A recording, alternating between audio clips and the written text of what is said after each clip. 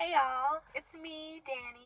I'm back. I just left my niece's holiday breakfast at her school. It was really cute. We're back reading Jesus is Blank by Judah Smith. This is chapter 5. This chapter is called Grace is a Person. Let's get started.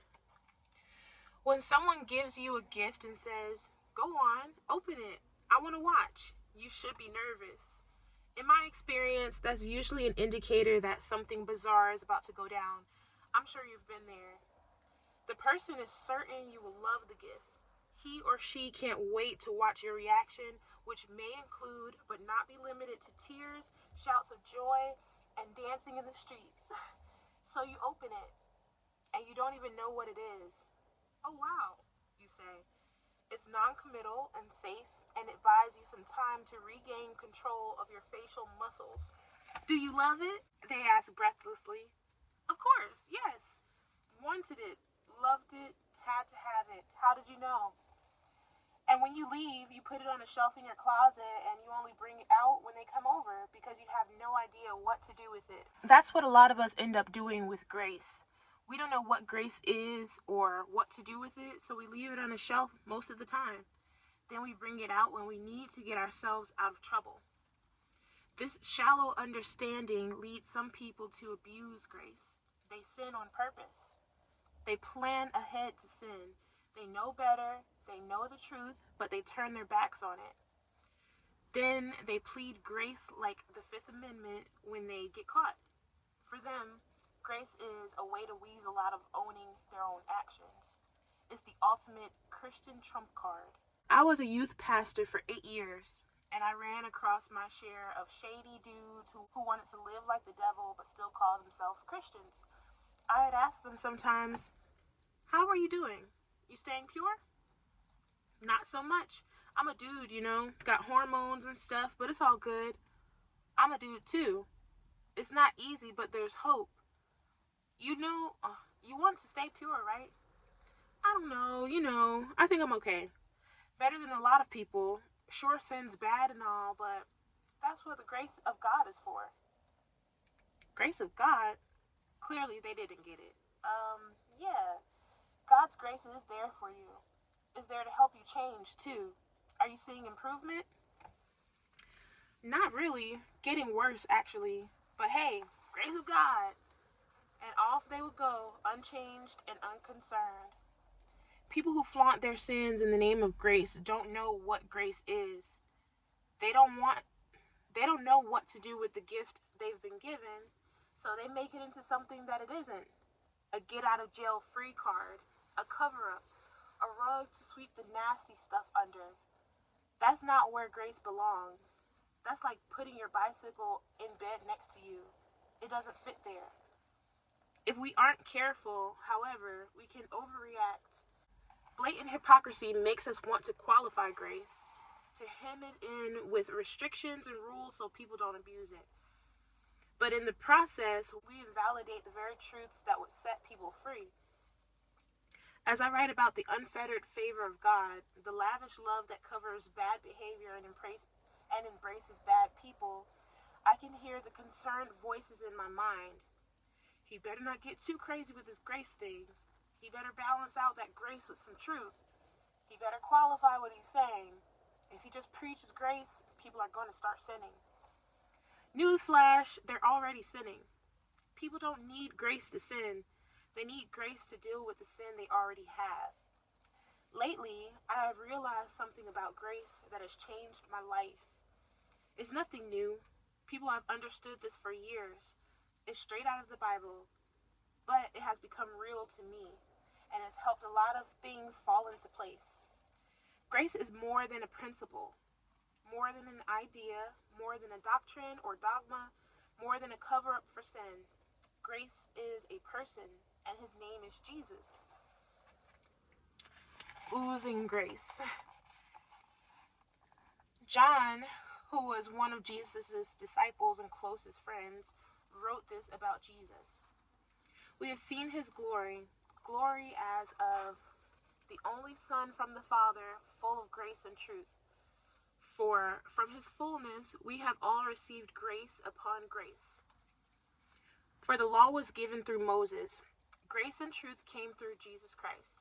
John 1, verse 14 through 17. ESV, whatever version that is. There are several points to note in this short passage. First, Jesus was full of grace and truth. That means that grace and truth aren't enemies. They're on the same side. We don't need to balance grace with truth or truth with grace because they're both personified in Jesus. If we just get more of Jesus, we will have both grace and truth. Second, this passage says that the grace Jesus brought replaces the grace Moses gave through the law. Jesus is saying rules are good and law had its place, but ultimately the law isn't how we get to God. Grace is. Most important, these verses say that Jesus was full of grace and truth, and that from his fullness we have received grace upon grace. In other words, he embodied grace, he oozed grace, he was grace. After people met Jesus, they probably said things like, "That man is different. That man has grace all over him." Jesus gave people a picture of grace. They watched him and listened to him, and for the rest of their lives, they didn't have to wonder what grace looked like. They knew. My favorite definition of grace is from Jack Hayford, a great pastor and author from San Fernando Valley, California. Grace is God meeting us at our point of need in the person of Jesus Christ. In other words, we need help, so God gives us grace, and his name is Jesus. I'm not trying to be redundant, just clear. Jesus is the source of grace, the epitome of grace, the manifestation of grace. Jesus is grace, and grace is Jesus. If you can picture Jesus, you can picture God. One of the most harmful things we do as humans is define God based on our own imaginations. We come up with fallible, subjective definitions, then we project those on him. So if we had a lousy father, or if we are lousy fathers, we imagine God as a lousy father. If we have experienced rejection and abuse and tyranny from authority, then we imagine that God is rejecting and abusing and lording it over us. Some of us live in constant fear that God is about to write us off and wipe us out. Not because there is a shred of evidence to that effect, but simply because we imagine him that way. We feel guilty for our bad deeds, and we are finite beings. So we suppose that an infinitely just God must be infinitely upset. God is up in heaven asking, "Where did you get that idea of me?" That's why Jesus came. He told his disciples, "Anyone who has seen me has seen the Father." John 14:9 says, Jesus came to reveal the Father. He came to show us God. If you want to know what God thinks of you, or what God would say about your sin, or how God would respond if he were face to face with you, just look at Jesus and you'll know. Cheating on Chelsea. When we realize that grace is a person, not a principle, abusing grace is no longer an option. It's easy to abuse a principle, to manipulate a system, or to excuse away a doctrine. But it's much harder to abuse a person or violate a relationship. Chelsea and I have been married for 12 years. She is an amazing, extraordinary woman. Clearly, I married way out of my league. We are best friends, our romance is hot, and we laugh a lot. I'm looking forward to living the rest of my life with her. I must confess, however, that my efforts in this marriage pale in comparison to hers.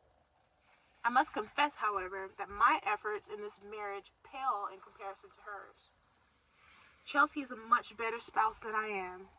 She's the reason our marriage works. She has figured out how I'm wired, and she uses that to bless me, and maybe to get what she wants. But I feel loved and happy, so it's all worth it. In these past 12 years of ecstasy, I have never had this train of thought. You know, Judah, Chelsea loves you so much. She takes such good care of you. She's so loyal and faithful. You could cheat on her and be just fine. She'll take you back. She'll still love you. I never had that thought, and I never will. It's ridiculous. It's repulsive. Why? I'm not faithful to some impersonal ideal called marriage. I'm faithful to a person. And every good thing she does only reinforces my commitment and my faithfulness to her. It doesn't tempt me to abuse her trust.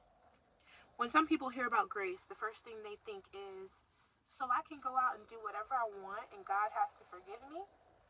They haven't met grace. They've met a concept. They've met an idea. They've heard a nice sermon.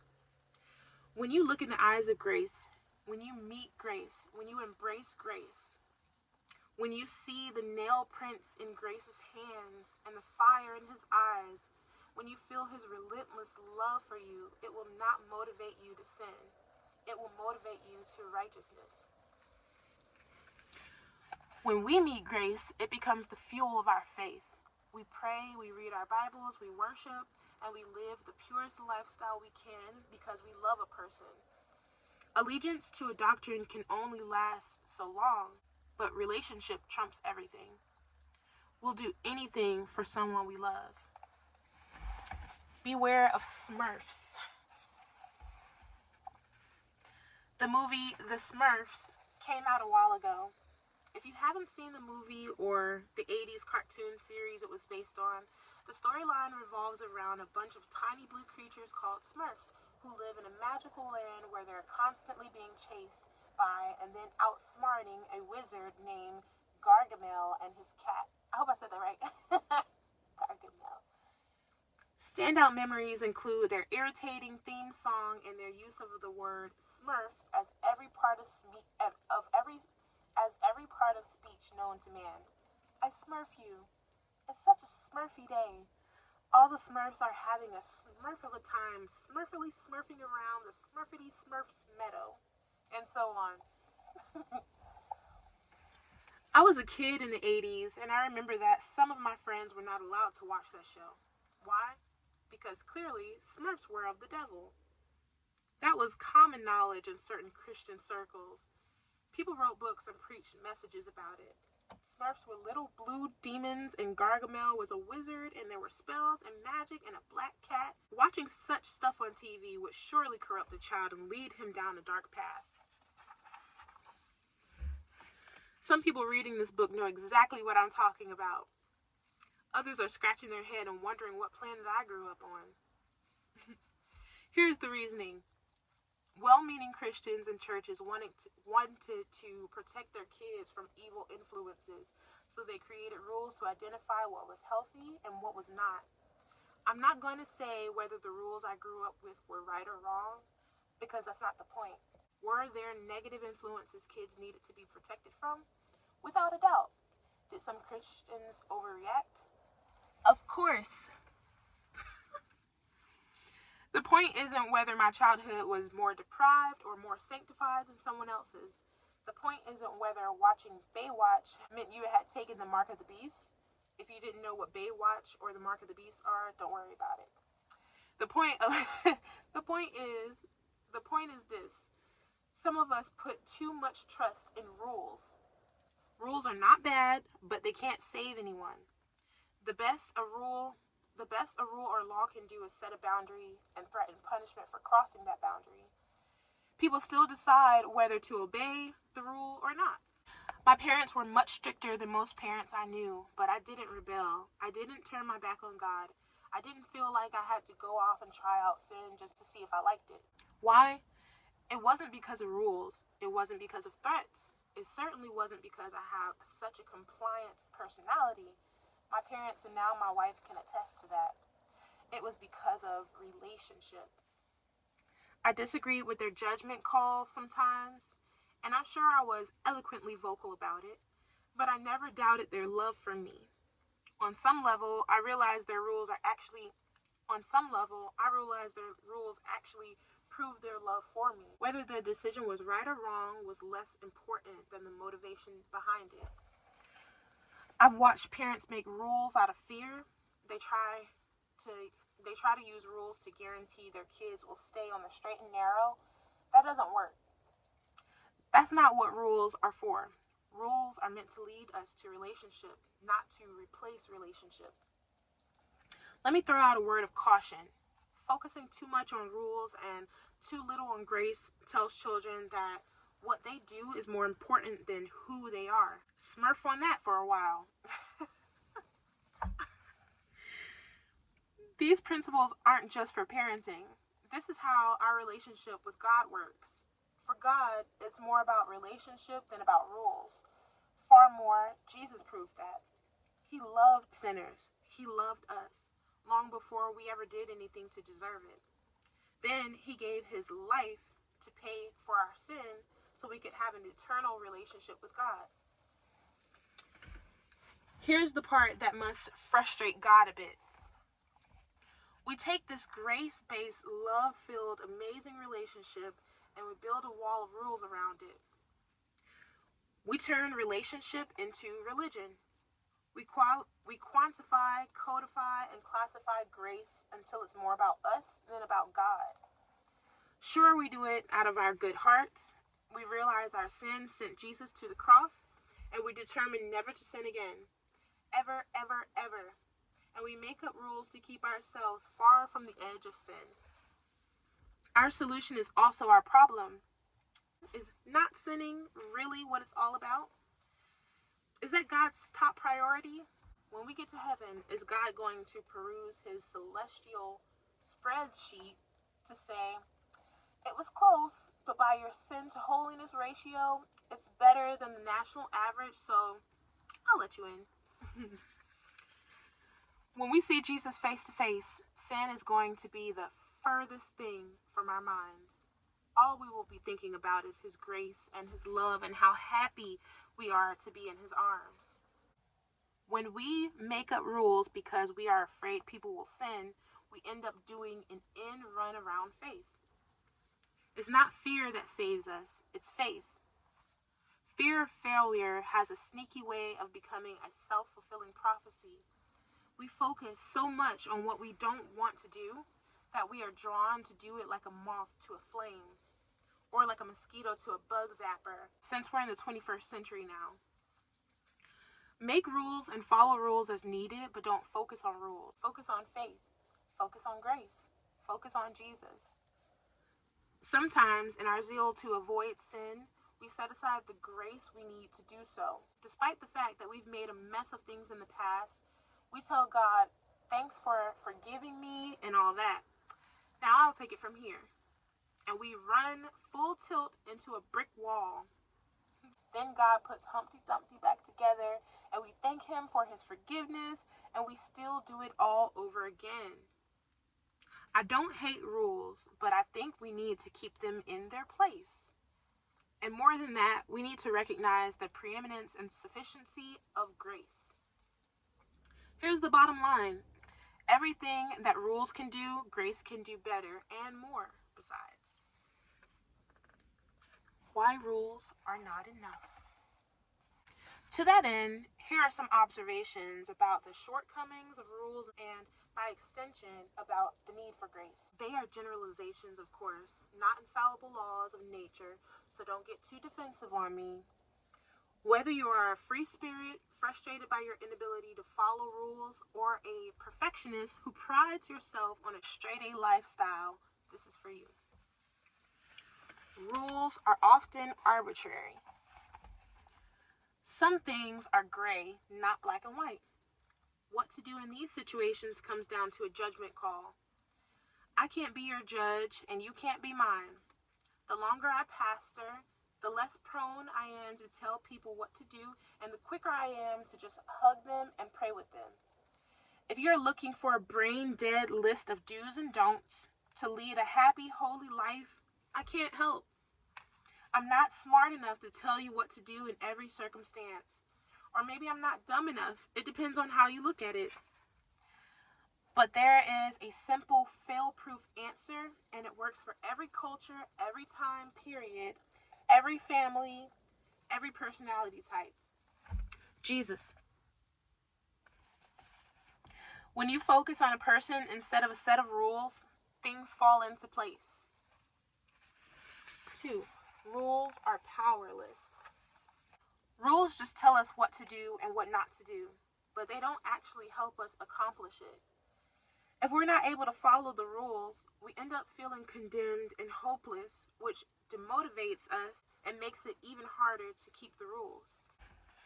The word grace in the Bible actually has a dual meaning. On one hand, it refers to God's undeserved favor towards us. Beyond that, though, it refers to God's power at work in us to accomplish more than we could on our own. Grace is God-given power to live differently. 3. Rules are external. Rules are restrictions imposed on us by others or by ourselves. They're usually meant to stop us from doing what we want or to motivate us to do what we don't want. In other words, the external rule often opposes our internal desires. That creates conflict and makes obedience difficult. Rules address behavior, but they don't deal with the heart. They don't adjust attitudes. They don't heal inconsistencies and fractures deep in our souls that could destroy us in the end. Grace, on the other hand, is internal. It works on a heart level. Where rules attempt to force us to do the opposite of what we want, grace actually changes what we want. It creates internal consistency and integrity. Doing what is right becomes much easier.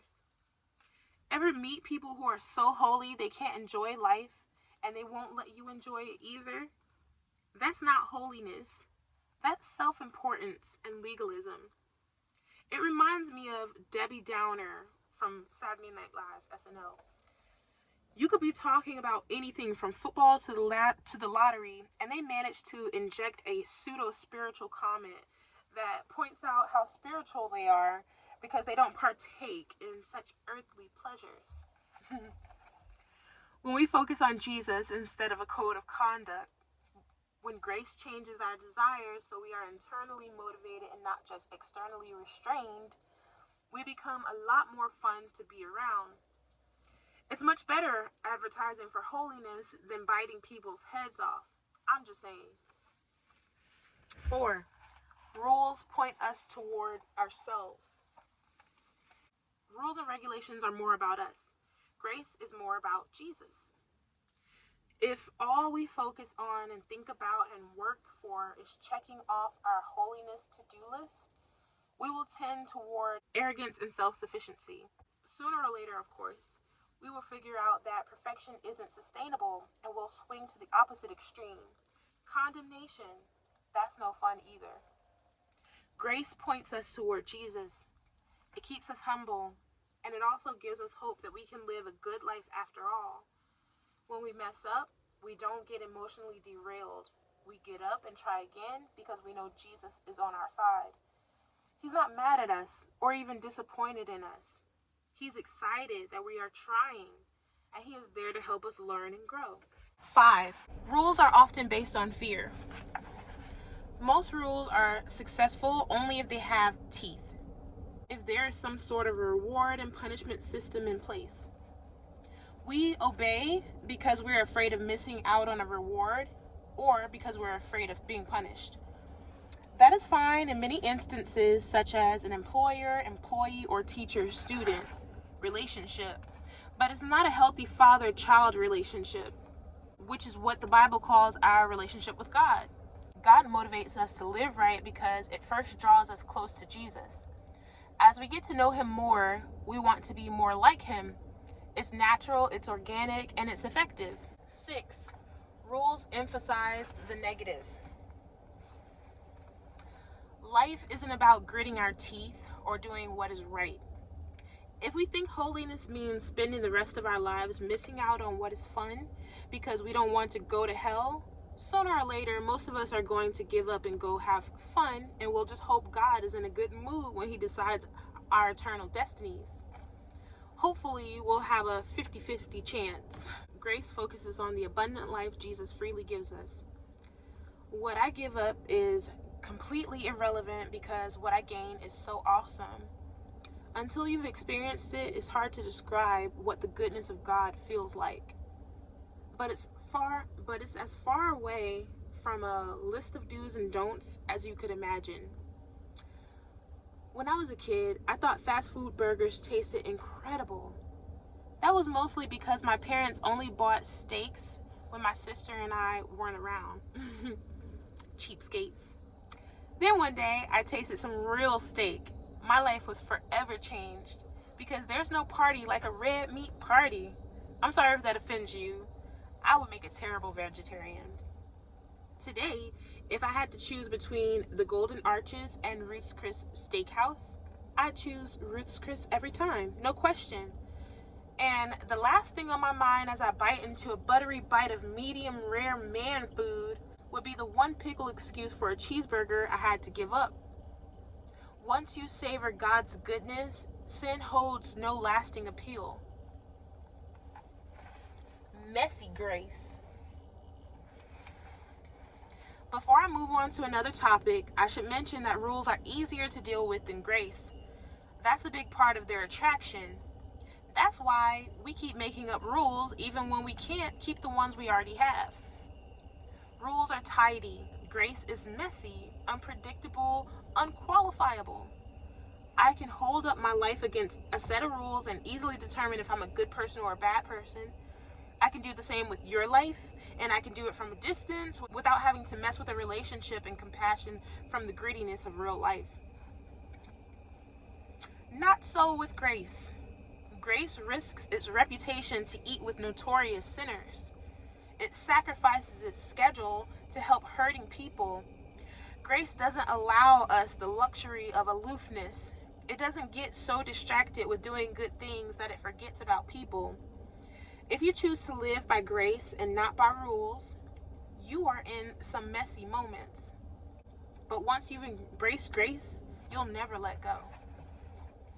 In case you were wondering, I didn't take my kids to watch The Smurfs, not because I was afraid they would turn into devil worshippers and sacrifice the neighbor's pets, but because we heard from a family member that the movie was too scary for their kids. My oldest probably could have handled it, but not our second son. So I said no, and we watched something else. I didn't make a big deal about it, but I didn't apologize for it either. I suppose someday they might write a book about me and my tyrannical news, but I'm pretty sure they will still love me, and that's what counts. Okay, guys, that's the end of chapter 5. We're going on to chapter 6, which is called Leaving Worthy World.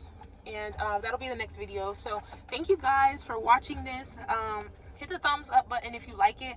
Leave me a comment and let me know that you're waiting for chapter 6 if you are, so I'll know. Like, I'm gonna keep reading this book and I'm gonna keep going anyway, but just like, I want to know what you think and how you feel about it. So also, if you got this book, let me know. Maybe we're reading it together. I don't know, twin.